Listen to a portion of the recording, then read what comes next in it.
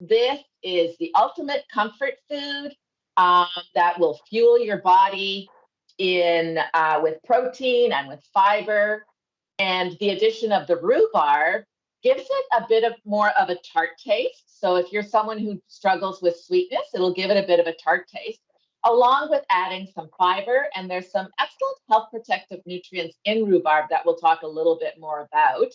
And I would say this is probably a great pick-me-up for your energy when it's low. It could be used as a little snack after you've been exercising, or again, if your appetite is small, you can use it as a little connector, a little mini meal between lunch and dinner before you go to bed.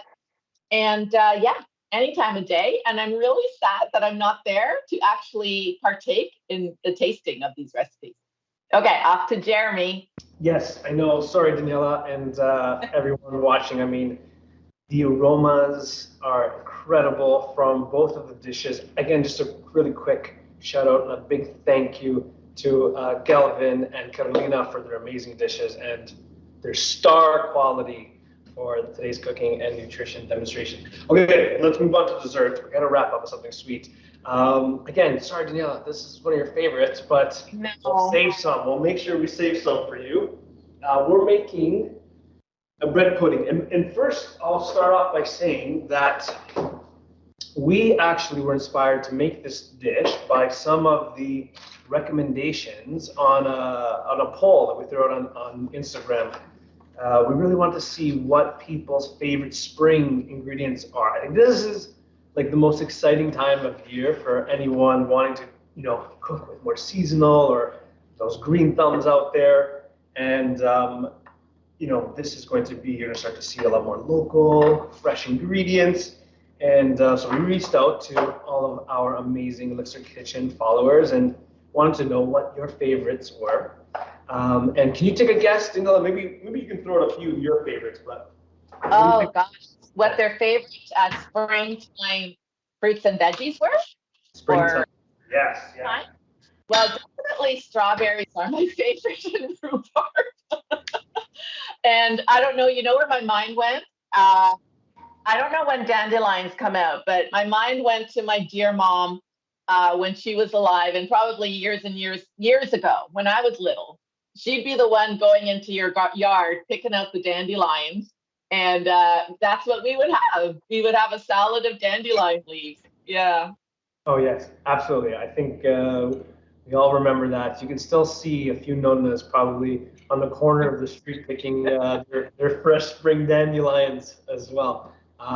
Yes, and like you mentioned, obviously, no secret, strawberries and rhubarb came up. And so we're going to make a dish with it.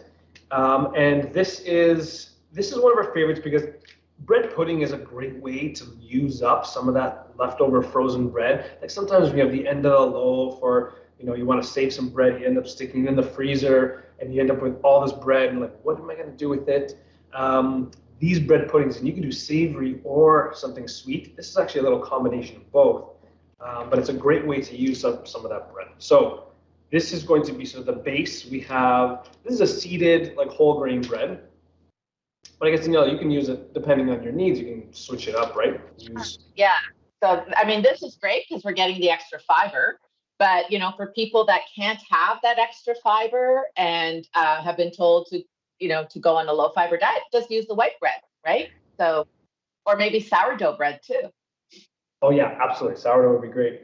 Okay, so the bread, you could just tear it up with your hands. Don't be too fussy with it. Even if it's a little stale, that's actually okay. But large pieces, we'll set that up on the side. And I'm going to prepare our sort of custard first. So 3 eggs. And that's nice too, is like, it's a bread pudding. We're thinking about, okay, maybe it's a little more desserty. But Daniela, we have eggs, we have milk, we have ricotta. We're adding some more protein in here too, right? Exactly. I would call it a little mini meal for sure. Yeah. Beautiful. Okay, so measure this out. I don't know where my measuring cup is, but I'm adding about 2 cups.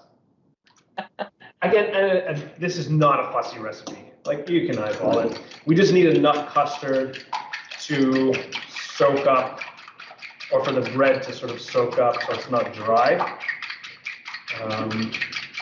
And we love like that about eggs. Like, don't fear eggs. They are an excellent source of protein. Have the yolk. That's where your vitamin D is. And really, I wouldn't worry about it. Even like if you've been told your cholesterol's high, the cholesterol in the diet is not what is affecting your blood cholesterol. So please enjoy your eggs. Yeah. Wonderful. So we have the base. Now to this base, you can really take it into any direction in terms of flavoring, right? So we can use vanilla, we can use cinnamon. I'm going to add a little bit of sweetness, and this is sort of nice because you're in control and you can, add whichever choice you want. I'm using maple syrup. You can definitely use honey in this as well. And I'm adding about 3 tablespoons. This is making a big tray, so we're not eating this entire thing. This is not one serving. And we're going to mix that through. Okay, so that is our base. That is our sort of custard base. To this, we add our bread. And we want to give it like a minute or so.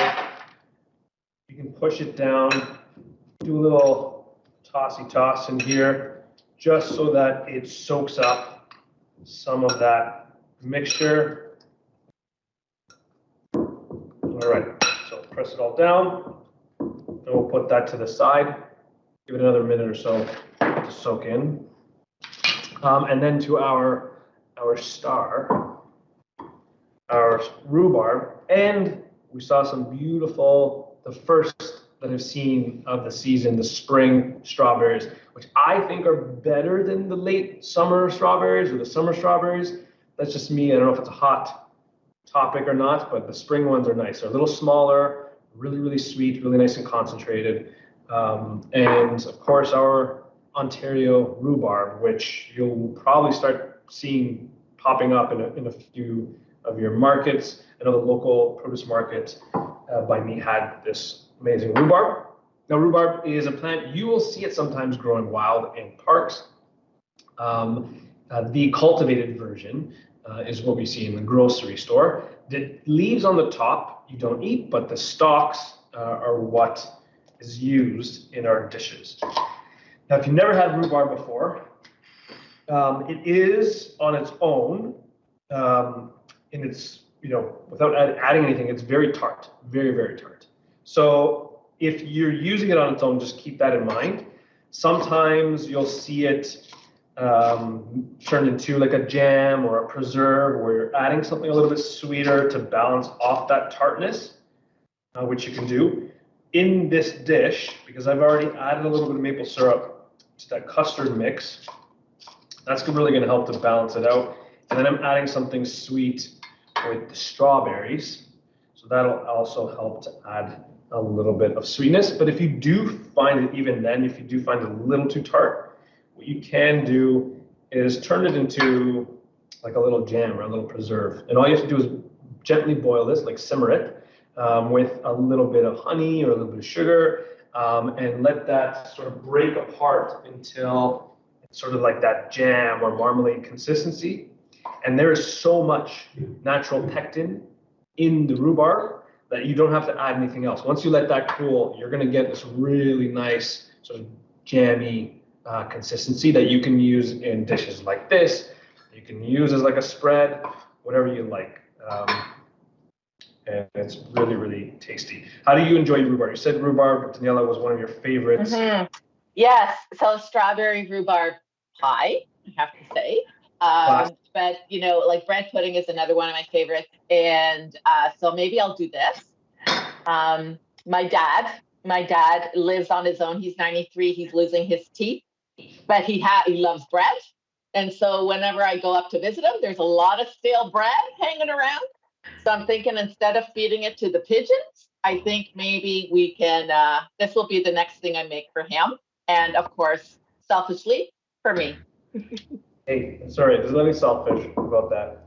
A little bread pudding here and there for sure. Okay, so we have our bread that's been soaked in that custard. Almost all of it has been absorbed. I'm going to add most of my rhubarb and most of my strawberries. At this point, I'm I'm gonna leave just a few behind to top. And I'm gonna do just a quick stir through.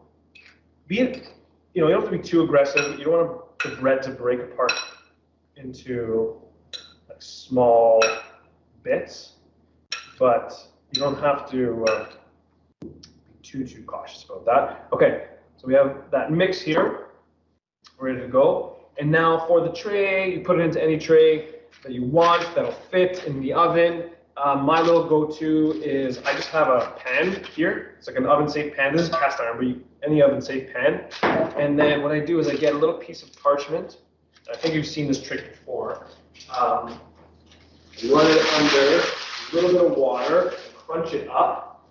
Because my cast iron pan, I'm not going to put the bread pudding directly in here, right? That would be too great. It would be an absolute pain to take out after. But with the parchment, now, because it's run under water, it is very malleable, and I can press it into shape so it lines my pan. I know the light is blinding this out, but there you go. That's a little better look. So that when I put my filling in, it's going to be a lot easier to take out at this point. Okay, so bread, egg, milk, strawberry, rhubarb mixture goes in. And I suppose whatever time of year, you can actually swap out different types of fruits in this. Would that be correct? So you can go with your locally grown, not locally grown fruits and veggies that you can get at the farmers markets. Yeah. Absolutely, yeah. And you can do actually, our amazing team here put together a savory bread pudding that is on our Instagram page. Not yet. It's coming soon, so stay tuned on our Instagram page, and a savory version of our bread pudding. So the base, you keep that same kind of general concept as a recipe, but yes, like you mentioned, Daniela, you can change up the fruits depending on seasonality. You can just swap out the fruits for vegetables, some chicken. You can do a savory version too, which is really nice. Didn't even think of that. Great idea. Great idea. All right, so this is great on its own. I can stop here in the oven, super simple. We're going to fancy this up a little bit and add one of my favorites, and I think also great in the springtime, is ricotta cheese. Again, this is white. There's no way you're gonna see that, but just imagine it's here without it being blinded out. Ricotta cheese, just your regular ricotta cheese. Again, another ingredient that can go savory or in sweet applications.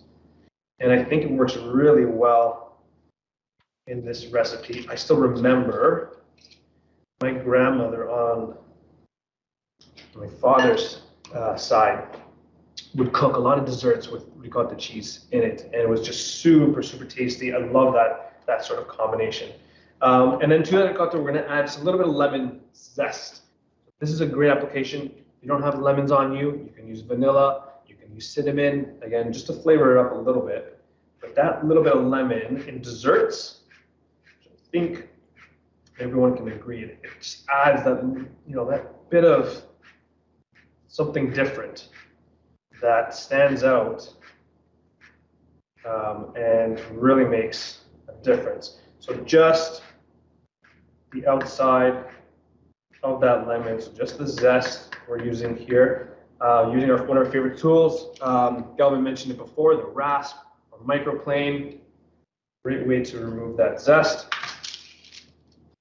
Again, there you go. And that's it. And then we're just going to mix that in just to incorporate it. So we have that lemon ricotta cheese.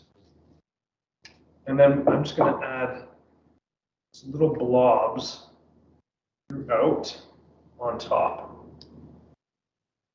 And as this cooks, it's going to almost brulee a little bit on top. So you're going to get this really nice caramelization. And the custard mixed with the bread, that's going to, seize up, it's going to cook, it's going to solidify. But this little ricotta topping is going to add that really nice sort of creamy finish that works really well with a dessert like this. Okay. So with the ricotta, Jeremy, you probably know this, but it's actually made with the leftover, right? The leftovers of making other cheeses in Italy, and actually it has a higher percentage of whey protein in it. And whey protein, the research shows it's excellent source of protein for helping to improve our muscle mass or maintain muscle mass, which is really key when you're going through cancer treatment. You want to preserve that muscle for function. Beautiful. Yeah, and it's really easy actually to make on your own. We have a recipe on our website making ricotta from scratch, which is super, super easy. So if you did want to try making it, one of the easiest cheeses to make from home, probably the easiest. I don't know if anyone's making anything more than that in the kitchen, but anyways, here we go. You can see the bread pudding with those little dollops of ricotta ready to go into the oven. 300 and oh, and I topped it with just a few extra strawberries and rhubarb just on top. So just to give that nice little look, that visual appeal. But that's going to go into the oven, 350 degrees for about 45 to 50 minutes.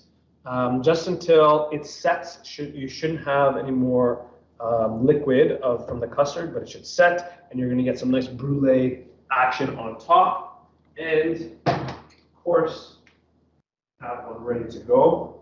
It's still warm, so maybe don't touch it with a bare hand. But here we go, and I'm going to try to do a little close up. We have our. Oh, you're killing me. Yeah, ricotta, a little bit bruleed on top. The strawberries, the rhubarb, and I mean you can serve this with a little side.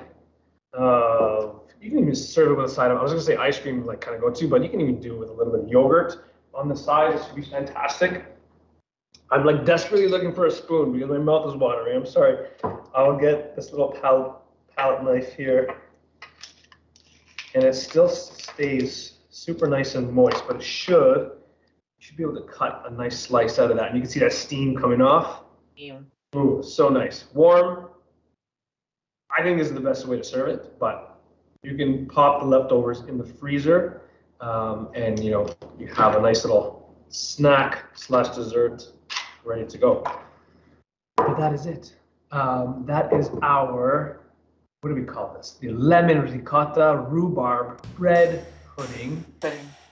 And that's the end of our class. So thank you, Daniela, so much. Thank you. Guys. Yeah, huge thanks to Carolina and Yelvin as well.